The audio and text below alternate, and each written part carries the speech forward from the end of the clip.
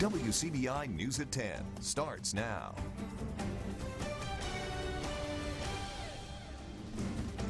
They're a step closer to a final choice for the next state flag design. Thank you for joining us at 10.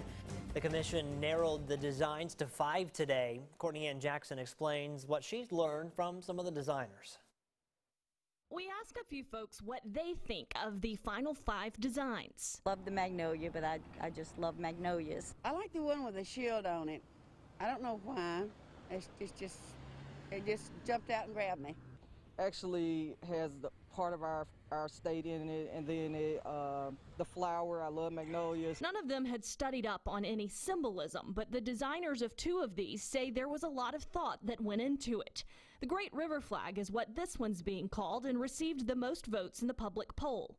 Micah Whitson is a designer by trade. He's originally from Alabama, went to Ole Miss for 5 years, and now lives in Boston. I had seen a territorial seal that was made in 1798 that was brought down to the Mississippi Territory. I wanted to start there and kind of build off of it, kind of messing with it, wanted to represent the Mississippi River. You know, of course, that's the physical and the economic and the cultural kind of, boundary of the state. He also started a public branding campaign early on. You know, design doesn't come without context. You have to set the proper stage for people to see how they would kind of interact with things and kind of feel them. Greg Murphy calls this design the Mississippi Bloom flag. We wanted a blue background to represent the Mississippi River, a few petals and magnolias at the top to represent past, present, and future. Murphy's parents are from the Oxford Water Valley area, but he lives in the Dayton, Ohio area. He feels a connection to the state and wanted to give it a shot with his idea. Our goal was to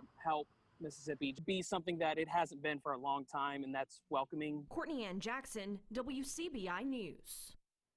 The final selection for the one that will appear on November's ballot will be made in 2 weeks on September 2nd. An update tonight on that death investigation that we told you about last night after a man was found dead on a boat yesterday on the Tom-Bigby waterway. It appears that the death is from natural causes. This was the scene out there last night. Lowndes County Coroner Greg Merchant identified the man as 47-year-old Huey Frail of Dora, Alabama. Frail was the captain of a southbound Tom-Bigby River tugboat. The other crew members say that Frail hadn't been feeling well the last few days and planned to visit a doctor today. Yesterday afternoon, around 4 o'clock, Frail had called to the pilot on duty asking for an ambulance. Once a medical team made it to the boat, they were unfortunately unable to revive him. One teen is arrested, another still on the run after a shooting outside the Wingate Hotel. 19-year-old Donquera Stewart, he's charged with aggravated assault. Now, the shooting, it happened back on July 15th. This is video of the night of that shooting. You can hear gunshots. Columbus Police Chief Fred Shelton says that someone had rented a room there at the Wingate. An argument that started inside, then moved outside. That's when gunfire rang out. 2 people were injured in that shooting. Columbus Police still searching for this teen, 17-year-old Jeremiah Ratcliffe. He does have a warrant out for his arrest on an aggravated assault charge. If you have any information, you're asked to call the Golden Triangle Crime Stoppers. Well, the former financial officer for the city of Columbus has been arrested for embezzlement. Milton Rawl Jr. was indicted by a grand jury and accused of embezzling nearly $290,000.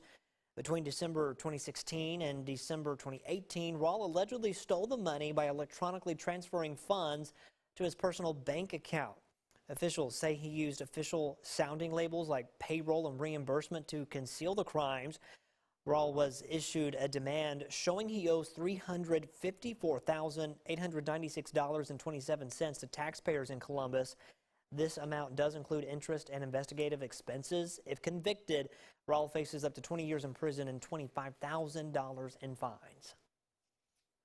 The air has been pretty dry today, but we have just enough oomph to get some moisture to be squeezed out by this front moving on through. So a few showers continue across the region. Some pretty good downpours just east of West Point near the base and up into Monroe County. But these should be short-lived and be out of here relatively soon. But they're still out there right now, along with some cloud cover. Temperatures are in the 70s. Tupelo is still pretty warm, although I think that's an hour old at this point. But suffice to say, the showers go away tonight. We'll have a pretty quiet start toward Wednesday, 8 o'clock in the morning as we go throughout the course of the day.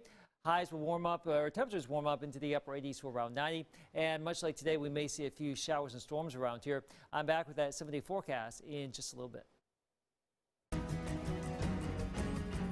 Taking a look at today's coronavirus numbers in Mississippi, a little more good news. The number of COVID-19 patients in ICU, that number has gone down. The Mississippi State Department of Health reporting 795 new cases along with 34 deaths.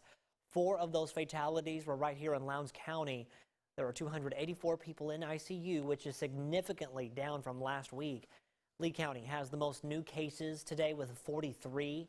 Oktibbeha has 22. Lowndes and Itawamba counties have 13 new cases. Due to the coronavirus pandemic, Starkville is projecting a roughly $1 million shortfall in sales tax revenue this year. Tonight, city leaders, they put on a public hearing to talk about possibly increasing the city's taxes by 2 mills. Our Quentin Smith reports. When it comes to the economic picture in Starkville, Mayor Lynn Spruill says it's not a pretty one. That's why she and the Board of Aldermen are now considering a 2 millage tax increase. The first mill is for a grant to help spruce up Highway 182. 1 mill is to support the build grant, which we received last year. And we knew at the time we agreed to accept the build grant, that we went after the build grant, that we would need a mill in order to support our portion of that particular expenditure in that grant. The second mill is to help the city recover from low sales tax numbers due to the coronavirus crisis. We are anticipating about a 12.5%, 13% drop, and that translates to anywhere between $880,000 or so dollars and $1.1 million, depending on how good or bad it gets. Millage is a tax rate used to calculate tax property. 1 mill in layperson's terms translates into about $206,000. That boils down to a roughly $20 a year increase for a Starkville homeowner. That, according to Mayor Lynn Spruill. Vice Mayor Roy A. Perkins says he typically votes against a tax increase. However, given what the city is now faced with, he says he has no other choice. We need a $3 million match on this federal grant for improving the 182, and the pandemic has caused us to lose at least almost $200,000 in sales tax revenue for the first 6 months of the year. And given all that totality, that information, the 2 mill tax increase is warranted. A lot of tough decisions having to be made. Well, flu season is approaching. We're right in the middle of a pandemic. How important will it be for you to get the flu shot this year? Take a look at this. Dr. James Woodard of Allegro Family Clinic in Columbus, he's urging people to get the flu vaccine. He says it could help you avoid a worst-case scenario. That's being diagnosed with 2 illnesses at the same time. You don't want to have the flu, and you certainly don't want to have the flu and COVID-19 simultaneously. You have to remember that the influenza virus, which is the one that causes flu, mutates or changes very rapidly, and that's why we have a different shot every year. So it's very important, I think, to get a flu shot each year. Dr. Woodard also suggests to continue the safe COVID-19 practices. That means wearing your mask in public, washing your hands, and making sure you practice that social distancing. We're going to send things back over to Keith. We're practicing our social distancing right now. Stay away. Yes, we are. We're well practiced by now, right? Definitely. Yeah, it's been what, 6 months, 7 months? Hasn't been that long. This year just keeps churning along. Temperatures right now in the 70s. Pretty warm out there. Here's our first alert forecast, and we have patches. We love patches just giving up right now. Enjoying things, though, on the couch. Tomorrow we start out around 70, back to around 90 in the afternoon. A few storms possible. Your full forecast is coming up. Your WCBI First Alert AccuWeather forecast with Chief Meteorologist Keith Gibson. We'll start off this evening with a tropical weather update. Of course, we are still monitoring these 2 disturbances in the Atlantic Basin. The first one just moving into the Caribbean. For reference, the United States way up here, a long ways away, but a 40% chance of development over the next 2 days and 80% over the next 5. So we'll watch this. The forecast models are taking this back towards the Yucatan Peninsula down in Mexico, maybe the southern Gulf of Mexico.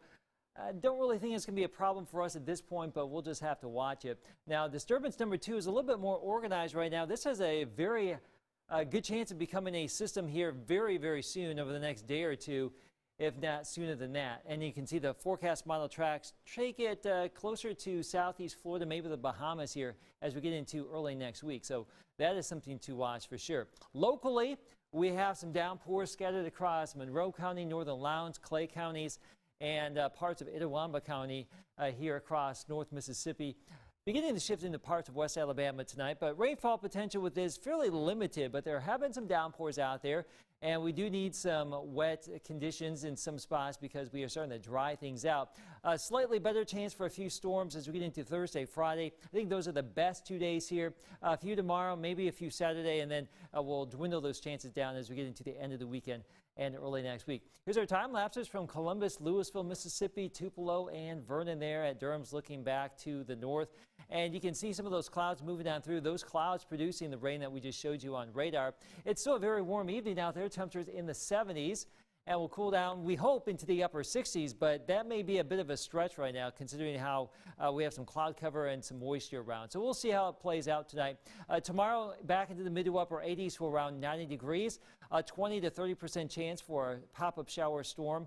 And also in the West Alabama, too, a storm or two certainly possible. Higher odds tomorrow, probably along and east of 45 into Alabama. If you live farther west, I don't think you'll see as much. Now, that will change as we get into our Thursday, as a little bit more moisture pivots back on in from the southeast, and things will become a little bit more widespread here as we get into Thursday and probably Friday, too. So those 2 days, the best chance for some scattered showers and storms with some downpours. Here's your AccuWeather 70 forecast, 89 tomorrow, upper 80s Thursday, Friday.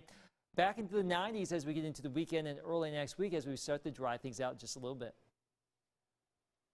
A North Mississippi restaurant owner takes a risk of opening up a new spot in the middle of a global crisis. His message when we come back. You're watching WCBI News at 10 with Scott Martin. Welcome back, everyone. More than 60% of restaurants fail in their first year in the United States. There are always a few challenges, but opening a new restaurant during the COVID-19 pandemic has its own set of obstacles. Riley Martin has more from a well-known businessman who's taking the risk. It wasn't long after the government-mandated restaurant shutdowns that Kermit's Outlaw Kitchen owner Mitch McCamey thought about closing the restaurant for good. He was tired of the concept, but this past weekend, McCamey has opened Kermit's Soul Kitchen in the same space. He says he's learning a lot about opening a restaurant in the middle of COVID-19 restrictions. We wanted to do something that was just more customer friendly, more staff friendly, and that we feel like we can do a better job and serve better food. For Mitch McCamey, that meant going back to his roots as a chef. His mentor was Mike Fernandez, one of the co-founders of Moe's Original Barbecue. During the 21 weeks the restaurant's doors were closed, McCamey and his crew transformed the space and the menu. We made all of our food where it's roasted or smoked or slow cooked or the raw preparations, so it's much faster. However, when it came time to hire, many of his former employees couldn't come back. It's not like everybody just didn't come back because of COVID or because they didn't want to, you know. It was a big change for everybody. We were off for a long time, you know, and so, but yeah, it in some ways it allowed everybody to have a fresh start. Like many small business owners, McCamey qualified and received assistance through the CARES Act, but he doesn't see it as a gift from the government. You know, that's a sore subject for me. I don't want people walking around thinking that they got a gift when they're already over-regulated completely by a governing body that can't even balance a checkbook. McCamey says a lot of small restaurants won't be able to bounce back after the COVID-19 related restrictions. That's why he says another shutdown is out of the question. In Tupelo, Riley Martin, WCBI News. His other restaurant, the Neon Pig, didn't shut down because it's also a butcher shop. Well, fall camp has officially begun at Mississippi State. Updates on day one. That's coming up next in sports. Your WCBI Sports with Courtney Robb. An exciting day because fall camp officially kicked off in Starkville. First-year head coach Mike Leach and the Bulldogs getting the chance to get some reps in after a long summer. Something of note on the quarterback front, KJ Costello, Garrett Schrader, and Will Rogers all repped at QB. Leach said obviously due to the delayed start, the Bulldogs might be a bit behind schedule. He shared more. Take a listen.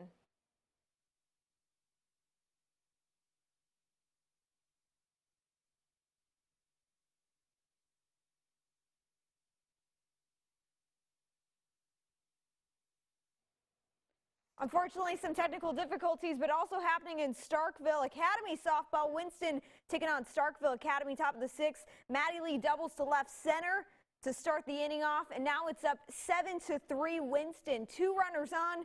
Morgan Woods crushes one to center. Winston pours on 4 runs and goes on ahead 10-3 in the 6th inning. Winston Academy goes on to get the win over Starkville Academy with a final of 10-3. There's a new Golden Wave era on the horizon. First-year Tupelo coach Ty Harden has brought a new culture with him from Houston. Tupelo is stop number 58 on the high school football tour.